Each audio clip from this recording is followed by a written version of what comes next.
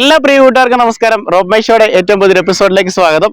3 കിഡിലൻ വാഹനങ്ങളുമായിട്ടാണ് വന്നിരിക്കുന്നത്. നമ്മൾ അടുത്ത കാലത്ത് ചെയ്തതിൽ ഇത്രയും വാഹനങ്ങളായിട്ട് ആദ്യമായിട്ടായിരിക്കും ഒരുപക്ഷെ ഷൂട്ട് ചെയ്യുന്നത്.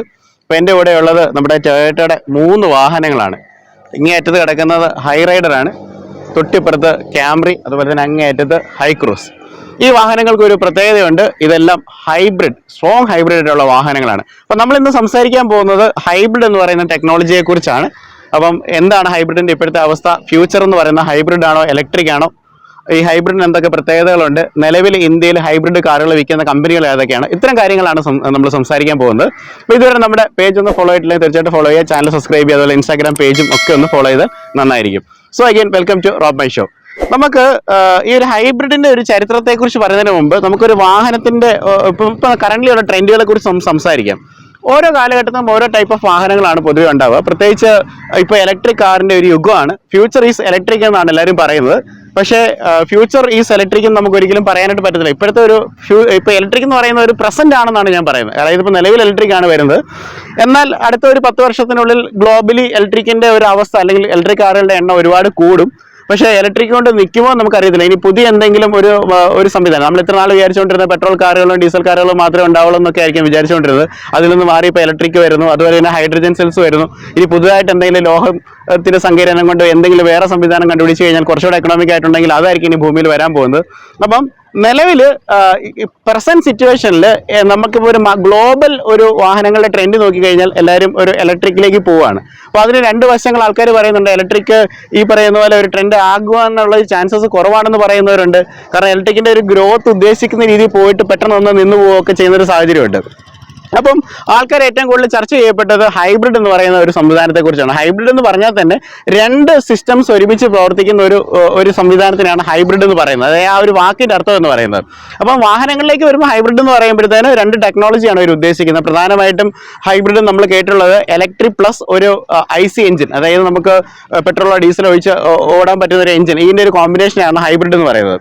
അപ്പം ഹൈബ്രിഡ് എന്ന് പറയുന്നത് ഇപ്പോഴൊന്നും ഉണ്ടായ ഒരു കാര്യമല്ല എന്നുള്ളതാണ് വസ്തുത എന്നുള്ളത്.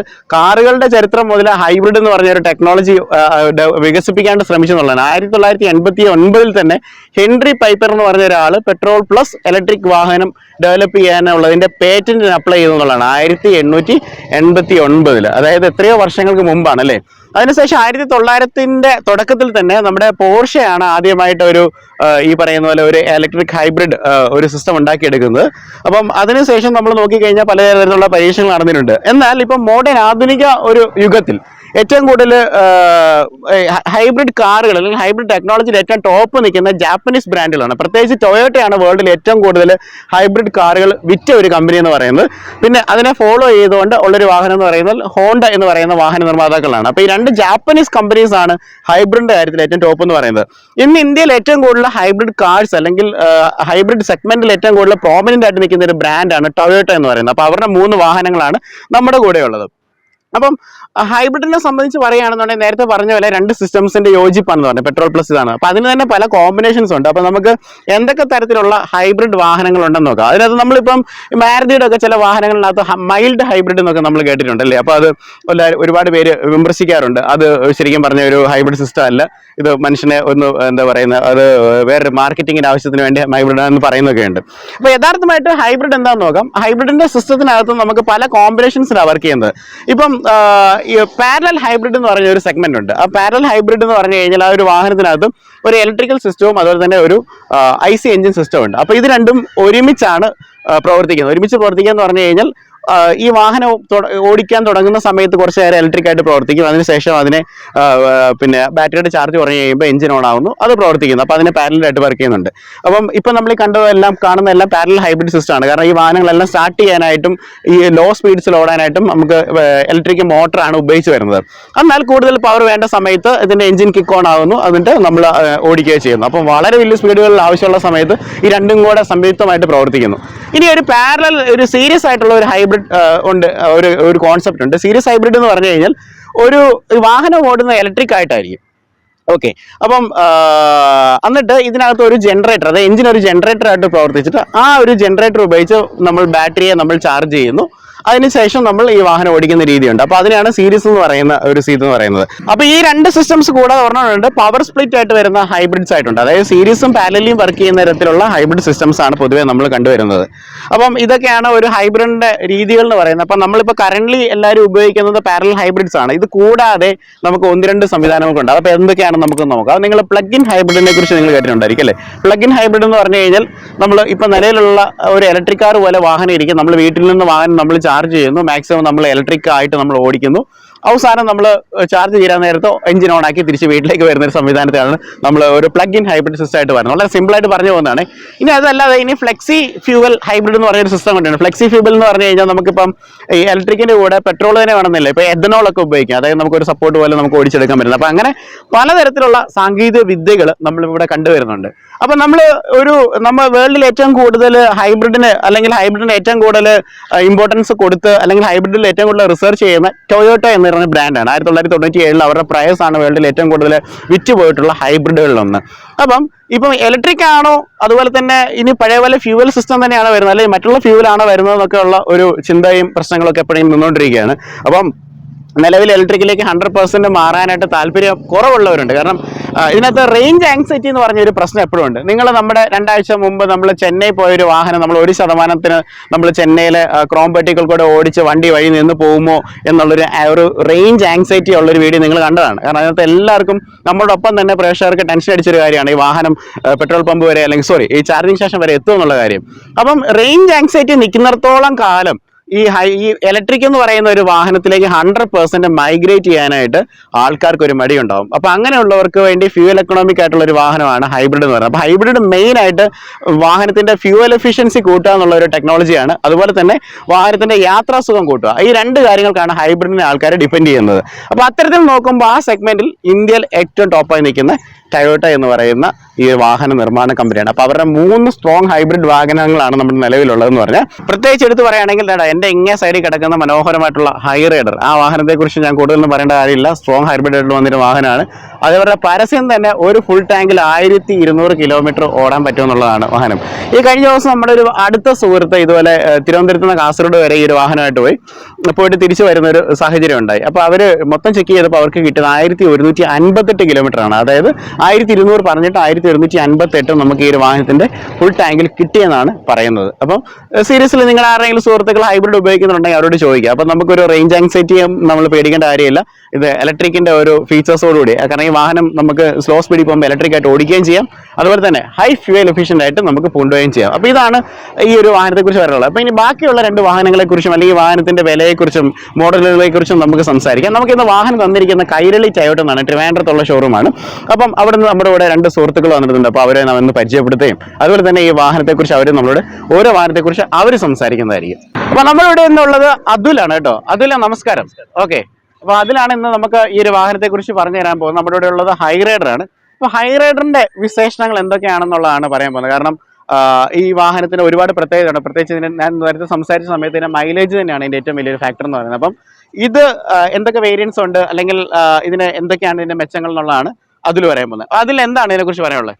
എന്ന് പറയുമ്പോൾ നമ്മുടെ ഹൈറൈഡർ ഏറ്റവും ബേസിക് ആയിട്ട് കസ്റ്റമേഴ്സിന് വാങ്ങാൻ പറ്റുന്ന ഒരു ഹൈബ്രിഡ് കാറാണ്. ഓക്കെ, ബേസിക് എന്ന് ഉദ്ദേശിക്കുന്നത് ഏറ്റവും വില കുറഞ്ഞ് വാങ്ങിക്കാൻ പറ്റുന്നത്. അതെ, ഹൈബ്രിഡിൽ ഏറ്റവും വില കുറവുള്ള ഒരു വാഹനമാണ്. അതെ, ഓക്കെ. ഏകദേശം എക്സ്ഷോറൂം പ്രൈസ് നമുക്ക് ഒരു 16,60,000 മുതൽ നമുക്ക് സ്റ്റാർട്ട് ചെയ്യുന്നുണ്ട്. ഇത് എത്ര വേരിയന്റ് ഉണ്ട്?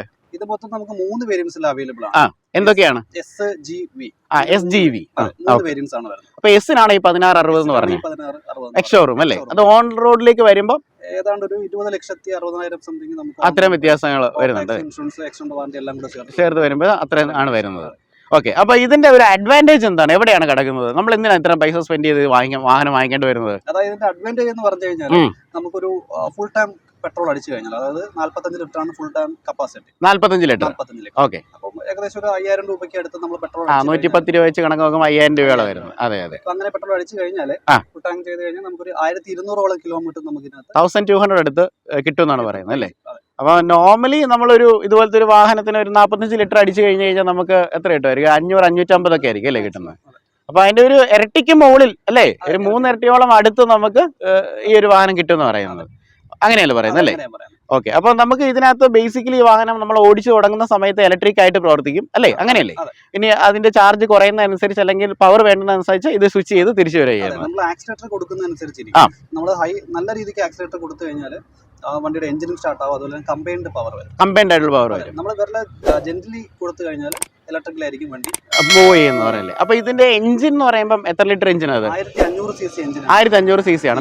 ഈ വാഹനം 3 സിലിണ്ടർ ആണ് അല്ലേ? 3 സിലിണ്ടറിന് 1500 cc ആണ് വരുന്നത്. അപ്പൊ അതിൽ നമുക്ക് ഈ ഒരു വാഹനത്തിന്റെ ഒരു എഞ്ചിന്റെ പവർ ട്രെയിനും കാര്യങ്ങളൊക്കെ ഒന്ന് സംസാരിക്കാം. അപ്പൊ ഇതിനകത്ത് ഉപയോഗിച്ചിരിക്കുന്ന ഒരു 3 സിലിണ്ടർ എഞ്ചിൻ ആണ് അല്ലേ? എത്ര 1.5 ലിറ്റർ ആണ്. 1.5 ലിറ്റർ ആണ് ത്രീ സിലിണ്ടർ എഞ്ചിൻ ആണ് വരുന്നത്. ഇതിന്റെ പവർ ട്രെയിൻ എങ്ങനെയാ? പവർ ട്രെയിൻ വരുമ്പോൾ നമുക്ക് 115 PS ആണ് ഇതിന്റെ പവർ. 115 PS ആണ് വരുന്നത് അല്ലേ? അതുപോലെ തന്നെ അഡീഷണൽ നമുക്ക് ഇതിനകത്ത് മോട്ടോർ വരുന്നുണ്ട്, സെപ്പറേറ്റ് ബാറ്ററിയും വരുന്നുണ്ട്. സെപ്പറേറ്റ് ബാറ്ററിയും കാര്യങ്ങളൊക്കെ വരുന്നുണ്ട്. ഓക്കെ, അപ്പൊ ഇതാണ് നമ്മൾ ഹൈറൈഡറിനെ കുറിച്ച് പറയുന്നത്. ഇനി അടുത്തൊരു വാഹനത്തിലേക്ക് നമുക്കൊന്ന് പോകാം. അപ്പൊ അതിൽ ഇനി അടുത്തായിട്ട് നമ്മൾ ഈ ഒരു ക്യാമറയെ കുറിച്ചാണ് സംസാരിക്കാൻ പോകുന്നത് കേട്ടോ. കാരണം നമുക്ക് ലേറ്റസ്റ്റ് ആയിട്ട് എനിക്ക് തോന്നുന്ന കൈരളിയുടെ ഇതേ വാഹനം നമ്മൾ റിവ്യൂ ചെയ്തിട്ടുണ്ട്, നിങ്ങൾ കണ്ടതാണ്. അപ്പം അന്ന് ഇതിന്റെ ഫീച്ചേഴ്സ് എല്ലാം പറഞ്ഞു, എന്നാലും ഒരിക്കൽ ഈ ഒരു വീഡിയോയുടെ ഭാഗമായിട്ട് നമ്മൾ പറയുകയാണ്. അപ്പം ടൊയോട്ടയാണ് ഈ പറയുന്ന പോലെ ടൊയോട്ടയുടെ ഏറ്റവും കൂടുതൽ വിൽക്കപ്പെട്ട വണ്ടികളിൽ ഒന്നാണ് ഈ ക്യാമറയുടെ ഹൈബ്രിഡ്. വേൾഡ് വൈഡിൽ ഏറ്റവും ഹിറ്റ് ആയിട്ടുള്ള വാഹനങ്ങളൊന്നാണ്. ഏകദേശം ക്യാമറി 30 years മുമ്പ് ഇറങ്ങുന്നതാണ്. 25 വർഷമായിട്ട് ഹൈബ്രിഡ് ഉണ്ട്. അപ്പം ഏറ്റവും ലേറ്റസ്റ്റ് ആയിട്ടുള്ള ഹൈബ്രിഡാണ് നമ്മളിവിടെ കിടക്കുന്നത്. അപ്പം ഇതിന് എന്ത് വില വരും? ഇതിന് എത്ര വേരിയന്റ് ഉണ്ട്? ഇത് നമുക്കൊരു സിംഗിൾ വേരിയന്റ് മാത്രമേ. അത്ര വേരിയന്റേ ഉള്ളൂ അല്ലെ? ഏറ്റവും പ്രീമിയം ആയിട്ട് നിങ്ങൾ കാണുന്ന ഒരു വാഹനമാണ്. അതെ, ഒരു സെഡാൻ സെഗ്മെന്റ് ആണ് വരുന്നത്. അതെ അതെ അതെ, എനിക്ക് തോന്നുന്നു ഇപ്പൊ സെഡാൻ സെഗ്മെന്റിന് അത്ര ഒരു പ്രിയകരമായിട്ട് ഇന്ത്യയിൽ അങ്ങനെ അല്ലെങ്കിൽ പോലും ഈ സെഡാനിലുള്ളതിൽ ഏറ്റവും വിറ്റ് പോകുന്നതും ആൾക്കാർ ഏറ്റവും ഇഷ്ടപ്പെടുന്ന ഒരു സാധനമാണ് ഇതെന്ന് പറയുന്നത് അല്ലേ? ഇനി പിന്നെ ഉള്ളത് ഇതിനേക്കാളും കൊച്ചു കാറുകളുള്ളത് നമ്മുടെ ഹോണ്ട സിറ്റി ഒക്കെയാണ് മെയിനായിട്ട് വരുന്നത്. അപ്പം ഏറ്റവും ബിസിനസ്സുകാരൊക്കെ പ്രത്യേകിച്ച് ഇതിനൊരു ആരാധകർ എപ്പോഴും, ഒരു ക്യാമറയ്ക്ക് വേൾഡ് വൈഡ് ആരാധകർ എപ്പോഴും ഉണ്ട്. അപ്പൊ നമുക്കിപ്പോ നിലവിലുള്ള ഒരു മോഡലാണ്. അപ്പൊ ഇതിന്റെ വിലയും കാര്യങ്ങളൊക്കെ എങ്ങനെയാണ്? ഇത് നമുക്ക് ഓൺ റോഡ് പ്രൈസ് വരുമ്പോൾ നമുക്ക് ഏകദേശം ഒരു 59 ലക്ഷമാണ്. 59 lakhs ആണ്. ഓക്കെ, അത്രയും പ്രീമിയം ആയിട്ട് വരുന്ന ഒരു വാഹനമാണ്. അപ്പൊ അതുപോലെ തന്നെ ഇതിന്റെ ഒരു മൈലേജും കാര്യങ്ങളൊക്കെ എങ്ങനെയാ പറയുന്നത്? നമുക്കിതിലും നമുക്കൊരു 19 മൈലേജ് കിട്ടുന്നുണ്ട്. 19 അല്ലേ? കസ്റ്റമർ ഫീഡ്ബാക്ക് ആണ്. കമ്പനി 22 വരെ കമ്പനി പറയുന്നുണ്ട്. ആണ് 22 വരെയാണ് പറയുന്നത് അല്ലേ? അപ്പൊ അത്രയും നമുക്ക് കിട്ടുന്ന ഒരു വാഹനമാണ്. അപ്പം നിങ്ങളുടെ ലൈനപ്പിൽ എനിക്ക് തോന്നുന്നത് ഏറ്റവും വില കൂടിയ വാഹനങ്ങൾ ഒന്നാന്ന് തോന്നുന്നു. പിന്നെ എനിക്ക് തോന്നുന്നു ഇതിനേക്കാളും വിലയുള്ളത് പിന്നെ ഹൈബ്രിഡ് അല്ലാത്ത ഫോർച്യൂണർ ലെജൻഡർ ഒക്കെയാന്ന് തോന്നുന്നു അല്ലേ വരുന്നത് അല്ലേ? ഓക്കെ, ഹൈബ്രിഡിൽ എനിക്ക് തോന്നുന്നത് ഇവർക്ക് ഏറ്റവും പ്രൈസി ആണ്, എന്നാൽ ഏറ്റവും പ്രീമിയം ആയിട്ടുള്ള ഒരു വാഹനമാണ്. ഇനി നമുക്ക് ഒരു വാഹനം കൂടെ നമുക്ക് കാണിക്കാനുണ്ട്. അതെന്ന് പറയുന്നത് നമ്മുടെ ഇന്നോവ ഹൈക്രോസ് ആണ്. ഇത് പിന്നെ എക്കാലവും ഹിറ്റായിട്ടുള്ള ഒരു വാഹനമാണ്. നമ്മൾ ഇന്നോവ അതുപോലെ ക്രിസ്റ്റ ഇതൊക്കെ നമ്മൾ കാണുന്നതാണ്. അപ്പോൾ ഏകദേശം ആ സൈസ് തന്നെയുള്ള എന്നാൽ കുറച്ചുകൂടെ ബൾക്കി ആയിട്ടുള്ള ഒരു വാഹനമാണ്. കുറച്ചുകൂടെ ലുക്കിലൊക്കെ ഭയങ്കര ബൾക്കി ആയിട്ടൊരു വാഹനമാണ്.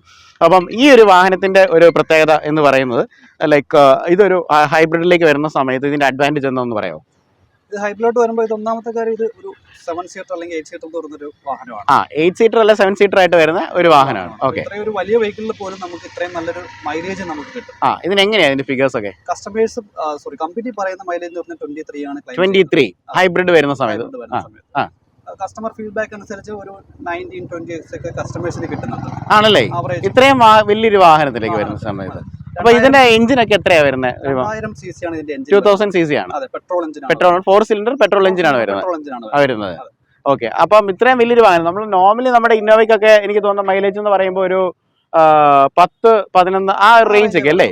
വലിയൊരു വാഹനമാണ്. അപ്പം അതേ വാഹനത്തിന് ഹൈബ്രിഡിലേക്ക് വരുന്ന സമയത്ത് നമുക്ക് ഏകദേശം 19 ഒക്കെയാണ് ഇവർ കിട്ടുന്നതെന്നാണ് പറഞ്ഞത്. അപ്പം അതും ഭയങ്കര അഡ്വാൻറ്റേജ് ആയിട്ടുള്ള ഒരു കാര്യം എന്ന് പറഞ്ഞത്. അപ്പം ഏകദേശം 3 വണ്ടികളെ കുറിച്ച് നമുക്കൊരു ധാരണ നമുക്ക് പറയാനായിട്ട് നമുക്ക് സാധിച്ചിട്ടുണ്ട്. ബാക്കി നിൽക്കും. അപ്പോൾ ഇതൊക്കെയാണ് ഈ 3 വാഹനങ്ങളെ കുറിച്ചുള്ള വിശേഷങ്ങൾ പറയുന്നത്. അപ്പോൾ അതിൽ അത്യാവശ്യം കാര്യങ്ങളൊക്കെ എക്സ്പ്ലെയിൻ ചെയ്തു തന്നു. അപ്പോൾ നമ്മളിതൊക്കെ സ്ഥിരം ഇത് ചെയ്യുന്നതാണ്. എന്നാലും നമ്മൾ ഈ ഹൈബ്രിഡിൻ്റെ ഒരു കണ്ടന്റ് എടുക്കണം എന്നുള്ളൊരു ആഗ്രഹത്തോടെയാണ് മെയിനായിട്ട് വന്നത്. അപ്പോൾ അതുകൊണ്ടാണ് ഹൈബ്രിഡിനെ കുറിച്ച് പറഞ്ഞത്. അപ്പോൾ ഹൈബ്രിഡിനെ കുറിച്ച് പറയുമ്പോൾ ഏറ്റവും അനുയോജ്യമായിട്ടുള്ള ഒരു ബ്രാൻഡ് ടൊയോട്ട ഞാൻ തോന്നിയതുകൊണ്ടാണ് ഈ വാഹനങ്ങൾ 3 നമ്മളിവിടെ കൊണ്ടുവന്നിരിക്കുന്നത്.